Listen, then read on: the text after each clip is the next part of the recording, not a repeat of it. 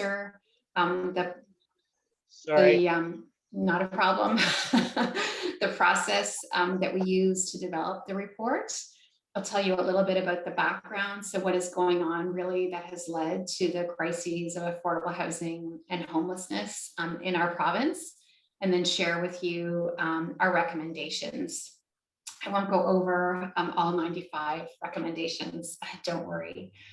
In any case, our starting point for this work was asking what it would take to ensure that everyone has meaningful access to safe, permanently affordable, secure, supported, and adequate housing in Nova Scotia. So this is our starting point. It's very different from asking the question, what would it take to increase housing supply in Nova Scotia?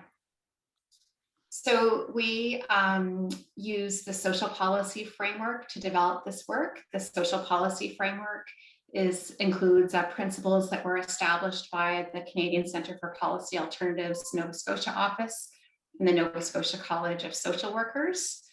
Based on that framework, we had 10 different sections of the report that needed to be written. And we had 48 members in our working group, and they volunteered to draft different sections based on their expertise and based on their time. So some working group members, participated in writing several sections, and some didn't participate in drafting any of the sections, but they had the opportunity to participate as readers. And then we incorporated revisions based on their comments. And then we had 2 meetings where we discussed the recommendations that were generated out of each section and where we established consensus on those recommendations. So, at our launch last night, the host said, wow, that's really incredible that you had such a large working group and you were able to establish consensus. Because, he said when you order a pizza and you have 10 people ordering, it's hard to do so. It was remarkably easy for us to come to consensus on these. We did have some funds that were provided to us to support the work from ADSOM, Phoenix Youth Programs, Shelter Nova Scotia, and the Nova Scotia College of Social Workers. So what does this crisis look like in terms of affordable housing and homelessness in this province? We have over 30,000 renter households in core housing need. So that's 28% of all of our renters. We have high percentages of core housing need among lone parent households, and these are typically women raising children by themselves. We have a lot of single person renters in core housing need, and 32% of Indigenous renter households are in core housing need. Core housing need typically means that you're paying over 30% of your before tax income on your shelter costs. It can sometimes include living in housing that requires major repair or living in housing that's not suitable. So that means that you don't have the number of bedrooms required given your household type, but typically it means that renters are struggling with affordability. We also have many people experiencing homelessness in this province, and our data show an overrepresentation of Indigenous people and racialized groups. Of course, we see this across the country as well. So we did a count here. Our most recent count is from 2018. We're planning another one for this year here in CBRM, where I'm located. Our last count identified 278 people. 448, which is the number that was offered by AHANS based on 2021. And then there was a recent count in Annapolis, Kings, and West Hants counties. And there they identified 105 people experiencing homelessness, with more at risk of homelessness. Of course, just a few minutes ago, Mary, one of our participants this morning from Cumberland County, was saying that there's tremendous poverty and a number of people experiencing homelessness in her county as well. So this only provides part of the story because it's only some of the counties in this province on which we have data.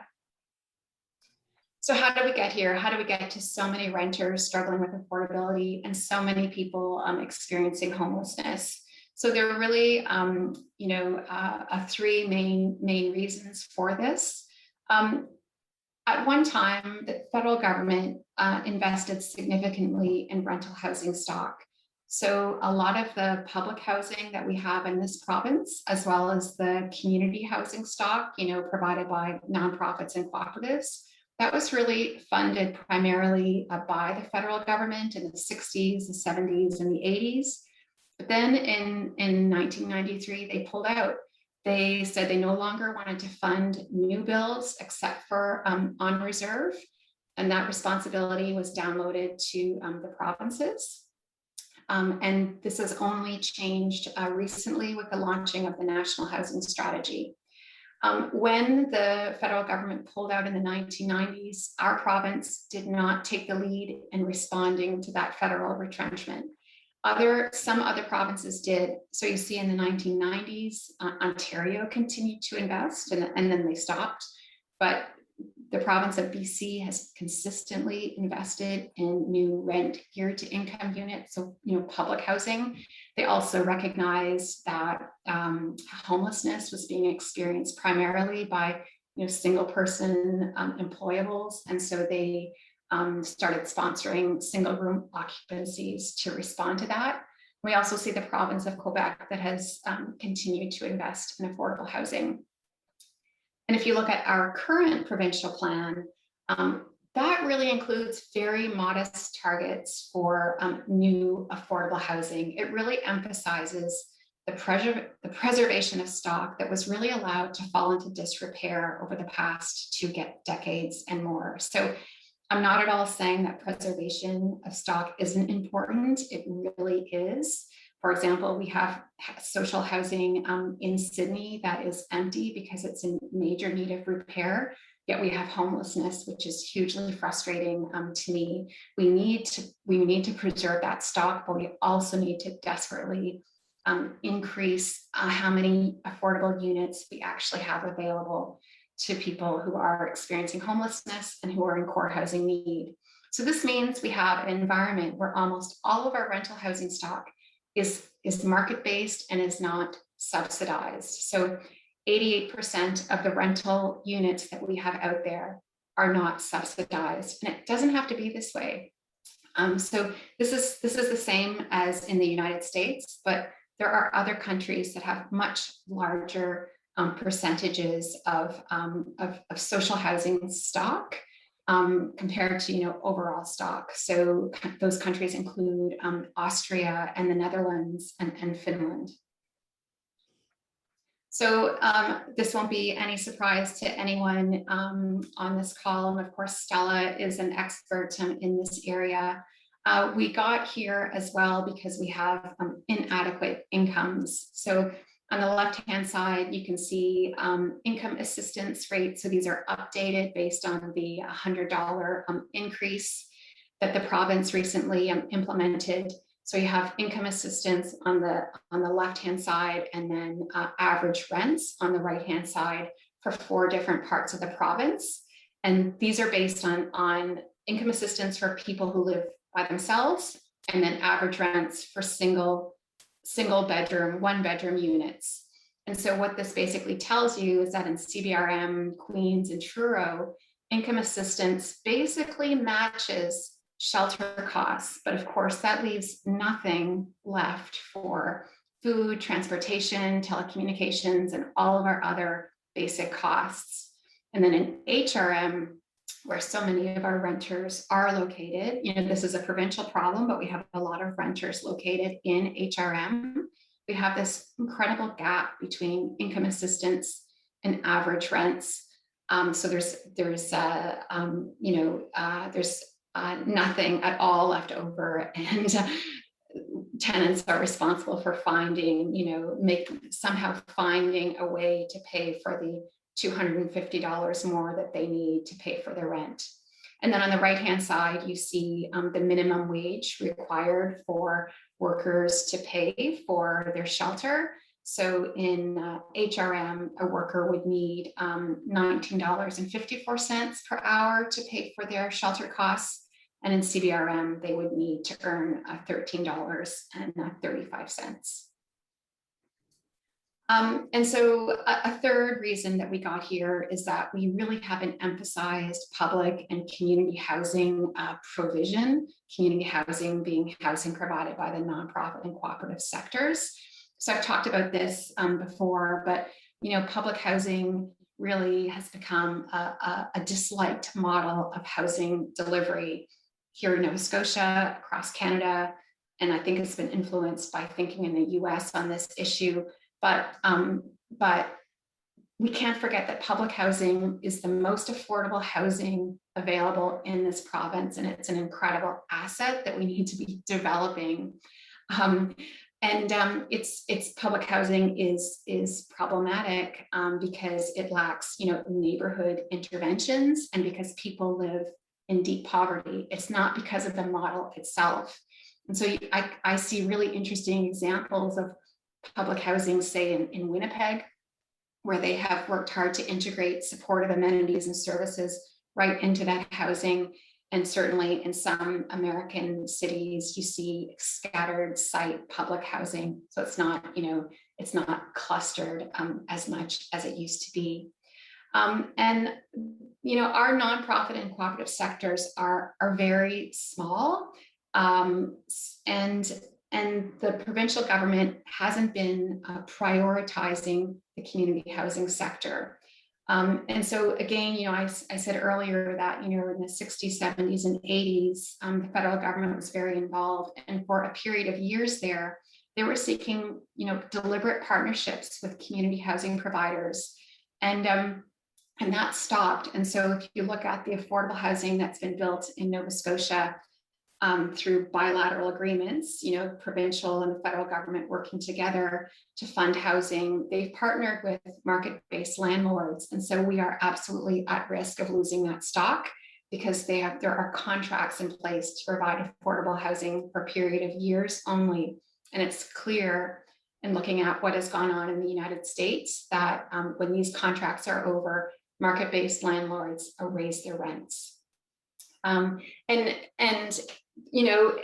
We rely heavily on the marketplace to provide rental housing, but we haven't intervened at all to make that housing more affordable. So we have shied away from rent control. It's hugely controversial, even though the literature really provides mixed findings on the impact of rent control, and rent control benefits tenants as far as affordability and housing stability. And the fact that we haven't intervened means that we have this problem with financialization in this province. And maybe some of you saw the CBC reports recently on these financialized landlords in HRM, and they work to squeeze as much profit out of their buildings as possible by doing things like introducing new fees and maybe removing property managers and centralizing property management. So we haven't introduced mechanisms to prevent financialization, which worries me a lot. So that's a third reason for our crises of affordable housing and homelessness. Of course, colonization should be included here as well. So what is our response? So with this in mind, how are we going to create housing for all Nova Scotians that's affordable, democratic, green, accessible? One principle is that we need to treat housing as a human right. And so I have the principle on the left-hand side and then some recommendations on the right-hand side. I've only pulled out some recommendations per section, but here we really need to pass provincial legislation that recognizes housing as a human right.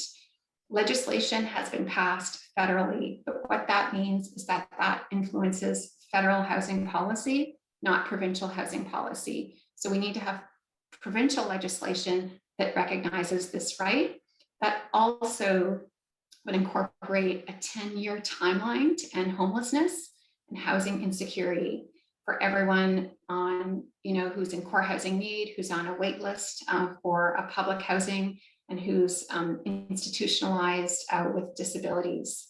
And then there would be an accountability mechanism, which would involve having a housing council in this province that would monitor progress and report to the legislature. And we really need to collaborate with and prioritize those who have been most negatively impacted by the current state of housing in this province, including African Nova Scotians, Indigenous people, and people with disabilities. Forefront public provision and community control. So you understand the context of this principle, but we're asking that over 30,000 units of non-market housing be created. These don't just have to be built, we can also acquire them. So some other places are really seriously looking at what is called right of first purchase legislation. Some places have already implemented it. So Montreal, for example, has done this. So this means that there's a rental property that goes on the market. The province has the first right to make an offer for that property at fair market value. And this prevents that housing from being purchased, for example, by a financialized landlord. We also need to be providing operating funding for supported and supportive housing. This is a struggle that housing providers have. I was shocked. We invited Linda Wilson from Shelter Nova Scotia to speak at a community meeting that we had in CBRM. I think it was in December. And she talked about supportive housing that they have in Halifax. And I was really shocked to learn that they have to do fundraising every year to cover some of their operating funds because it's not provided by the province. And as a last recommendation in this section, we really need our public lands and buildings to be used for affordable non-market housing development rather than selling them to private developers. So promoting interconnectedness. And so here we're talking about working across departments, addressing policy silos. So here we're thinking about, we have to address low incomes. We have to address shortcomings in mental health services in Nova Scotia as two examples. So, we need to increase income assistance rates to close the poverty gap. We also need in the short term to develop what is called a renter's assistance program. So we're proposing that this be modeled after the Rent Assist program in Manitoba. And what that does is that bridges the gap between 30% of a tenant's income, the 30%, they're not allowed to, they shouldn't be going over 30% of their income spent on rent. So bridging that gap between that amount and average rent in the community in which they're living. As a third recommendation here, we need to shift the current framework and model of mental health care in Nova Scotia to ensure that the social determinants of health are addressed.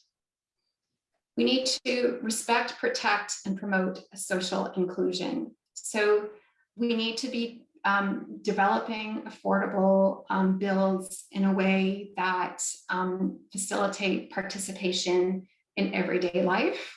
And we need to address the barriers to participation for particular groups of people in our province.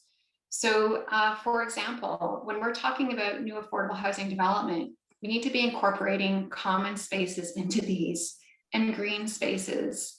We can't be thinking about doing it, developing modest housing at the lowest cost possible. There are huge benefits to common spaces, to green spaces. It promotes mental health and it promotes connections among tenants.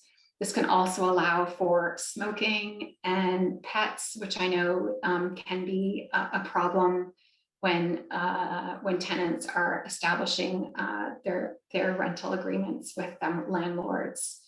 We also need to be incorporating universal design. I've done research on affordable housing for seniors, affordable rental housing for seniors in Nova Scotia, built very recently, that does not facilitate aging in place. People may think that universal design is expensive. Most of it can be incorporated at low to no cost. And I recently read a report done by the Rick Hansen Foundation, and they costed out universal design in rental housing and showed that it would increase costs by about 8.5%. So much lower than I think most people believe. We need inclusive housing for people with disabilities. Like I mentioned earlier, people with disabilities are institutionalized in this province, even though the province has made a commitment to end that. Building of community-based housing has been very slow. And people with disabilities also need better income support and training, better training for support workers. As a last recommendation in this section, we have to address the needs of immigrant and refugees. So for example, something else I learned in working on this project is that refugee claimants in Nova Scotia are not eligible for public housing. That means they're not eligible for rent supplements or housing allowances either. They're not eligible to participate in other programs like GED and employment readiness programs. Redressing the legacies of colonialism, racism, and enslavement. So we need to provide funding for capacity development for Mi'kmaq, urban and off-reserve Indigenous housing providers and African Nova Scotian housing providers. We need to create and use disaggregated data. So I mentioned earlier, we don't have disaggregated data on core housing needs. So we don't know how many African Nova Scotians are in core housing need. We also don't have any socio-demographic information on tenants who are living in public housing. That's a second example. The third point is something I learned from Alec, and I think about it actually every day, that in our Children and Family Services Act, the definition of neglect includes the failure to provide shelter. So even though, you know, I discussed with you at the beginning of this presentation how shelter is really a structural, systemic issue in this province, responsibility on the failure to provide shelter has been really offloaded to households. We have to address core workload issues that prevent child protection social workers from meaningful engagement with families, support alternative ownership models for African Nova Scotians. And so we named community land trusts in particular as one of those ownership models. And I see that I watched, there was a video on CBC on housing and land development in an African Nova Scotian community in the HRM. They actually talked about community land trusts as something that they're pursuing. And then we need to implement the recommendations of the African Nova Scotian Decade for People of African Descent regarding child welfare, and that includes recruiting more African Nova Scotian service providers and having more African Nova Scotian staff and supervisors at screening, investigation, and assessment levels. Climate justice. We need to adopt a policy that no affordable housing designed for Mi'kmaq or African Nova Scotian communities be located near a toxic site, on a floodplain, or close to an ocean shoreline in the context of climate change. And we need to make sure that all of our new affordable housing meets the equivalent of passive house energy efficiency. Alec, I'm just going to check in with you. How am I doing on time?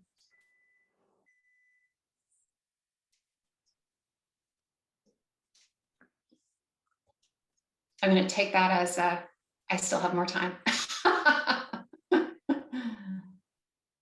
Yes, keep going. Yeah, okay, thanks. Unmute that time. Sorry, yes, please keep going. You've got time. Yeah. Another principle is developing decent work and well-being. You know, I learned a lot in incorporating this one as well, because it's not something that I had thought of before, but it's actually really important to include. So, you know, our nonprofit and housing organizations, they need core funding, and they also need core funding at a level that allows them to pay staff a living wage. So we all know actually in the nonprofit sector in general that staff really, it's hard to recruit, it's hard to retain, and there's burnout, and the working conditions are so poor. And so we need to be able to pay staff a living wage. We also need to be able to provide them with benefits, which we do include as a recommendation. And then a second recommendation is that we need to be thinking about including community benefit agreements. So this, this strategy involves significant spending to renovate housing that we acquire or to build new housing. But how can those employment opportunities benefit people who are living in those communities and underemployed groups? And to be able to do that, we can put community benefit agreements in place involving, creating employment opportunities, but also including providing training opportunities, for example, in construction trades. Democratization, we need to foster democratic tenant involvement in public housing as one example. So, there are a few mechanisms in public housing in this province that foster tenant involvement. This is in contrast to other places in the country, like Toronto has exceptional tenant engagement, and Montreal has a lot in place as well to support tenant engagement. Here we have tenants who are appointed to serve on public housing, quote unquote, boards, but they're not elected by other tenants. And there is no active support of tenant associations in buildings and in communities. And so that really needs to change. We also have to protect the rights of tenants. And so Dow Legal Aid was one of the working group members, and they provided a lot of important insights and information and recommendations around the protection of the rights of tenants. Just what this would involve, so one example is amending the Residential Tenancies Act so that fixed term leases are automatically transferred to month-to-month leases for tenants. Another way you would ensure the protection of tenant rights is to make sure that landlords aren't allowed to ask tenants about, for example, their eviction history. They're not allowed to do a criminal background check, for example. They're not allowed to ask about income sources. And then this also includes penalizing landlords for illegal evictions. I'm not sure how many of you read the Cape Breton Post, but we had a case here just over the weekend. So we're in the middle of a lockdown, and we had an illegal eviction of a family in Sydney.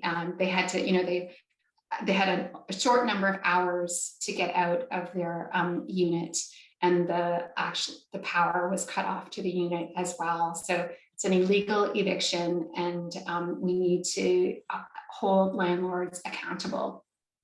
Our tenants typically have little power compared to landlords, and so we need to increase funding so that tenants have universal access to legal aid. So this is the second last section, and it's about requiring accountability. So this is one we really had to think through, because here, we wanted to acknowledge that there's a role for municipalities in fostering affordable housing development within their jurisdictions, but we also wanted to make sure that really the leadership for affordable housing comes from the provincial government. And I'm not sure where you're all coming from, but certainly my municipality doesn't have a lot of resources to, and I'm guessing that, Cumberland County doesn't either. So what we're asking for here is for municipalities to implement basic and doable things to encourage safe, affordable housing, and that they would report on this annually to the Provincial Housing Council. So just one example is that if there is transit in your community, so we have transit in CBRM, we have to make sure that the transit line is providing services to neighborhoods where there's a lot of rental housing, or neighborhoods where we have a social housing as well. The second one, this is, Tom Urbaniak from Cape Breton University has a lot of expertise in this area. We need to amend the Municipal Government Act and the Halifax Charter so that municipalities can hand over vacant properties to organizations dedicated to affordable housing. So one of the questions that I often get when I'm talking about, struggles with affordable housing here in CBRM and homelessness is, well, I was up in Sydney, last summer and I saw a lot of vacant housing. So why don't you just use that? And absolutely, there's a lot of vacant housing here, especially actually outside of Sydney in towns like Glace Bay and New Waterford and the Sydney Mines. But because of the MGA and the requirements in the MGA, that housing has to sit for a long time before it can be used by organizations. And so basically it ends up in being in such need of repair that organizations really can't use that housing. So that needs to change. And then, inclusionary housing policy in all of our municipalities. So that means that if we have new rental housing development, 20% of the units have to be for non-market affordable housing. And then fiscal fairness, it's the last principle, and it answers the question, how are we going to pay for all of this? Isn't this too expensive? I really liked last night at the launch, Alec said something about, this narrative in this province that, we don't have the resources, we're have-not, so we can't possibly provide a robust safety net. So we really need to just hand it over to the market to take care of that. So this is really the work of Christine from CCPA, figuring out how are we going to pay for this. And, what she concluded at the end of the day is that it's absolutely doable. And so these are just some examples. I really, I have a hard time with, I'm actually in the business school at CBU, and I always tell my students, anyway, this is not my area of expertise. Anyway, one thing we can do is increase the capital gains inclusion rate to 100%. So I was shocked to learn that currently for capital gains, only 50% of the capital gain is taxed. That means that 50% is not. So let's make all of it taxed. We also have something called your energy rebate. So if you look at your power bill, you'll see that you received a rebate, and it's based on how much energy you consume. It's not at all based on your income. So you can be a very high income household and get this energy rebate. Everyone gets it in the province. So that can be eliminated. And then we can also have, which they have in British Columbia, an empty property tax. Of course, we also have to think, and Christine has written about this in this section, it's a lot more expensive to have people with disabilities living in institutionalized settings versus living in the community. So that's a savings as well. And of course, we're talking about construction, we're talking about renovating housing. These will all stimulate the economy. These will create jobs. These infrastructure projects are often introduced by government as a way to create jobs. So think of the highway development that's going on in Nova Scotia, same principle. So those are ways that we can pay for the recommendations that we make in this report. I just want to, before I end here, I just want to share with you the names of the people and the organizations who were involved in this. This is in alphabetical order, and there are 4 slides. So I'll just go through them a bit slowly so you have a chance to read about everyone involved.